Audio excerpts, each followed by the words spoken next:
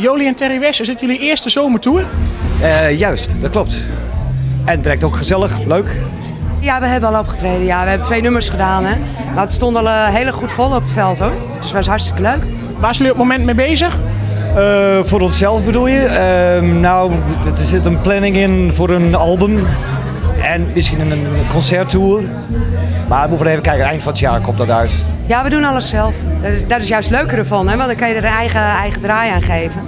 En als je die mogelijkheid hebt, dan is het wel iets extra's wat je hebt. Je kan de clips zelf bedenken. Dus dat is het leukste eigenlijk van het artiestenvak, dat je een beetje creatief kan zijn. En, dus we zijn heel blij dat we het zelf kunnen maken. Nou, laat ik zo zeggen, ik ben creatief op het technische vlak. Dus muzikaal en montage van clips en zulke soort dingen. En Jolie die doet veel in het teksten schrijven. Ja, teksten schrijven en ja, zoals voor clips en zo heb je ook een script nodig en weet ik veel wat. En eromheen komt er ook nog het een en ander bij kijken en dat verdelen we gewoon een beetje. Wat de een het beste ligt, dat doe je dan. Hè? Wat vind je nou echt een goed jong talent? Aukje Fijn is goed. Ja, dat is.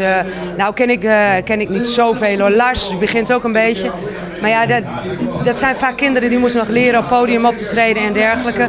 Maar ja, zo echt jong talent, ja, weet ik zo verder niet. Nee, het hangt vanaf hoe jong je wil bedenken natuurlijk. Maar dat is wel een van de jongsten die we kennen.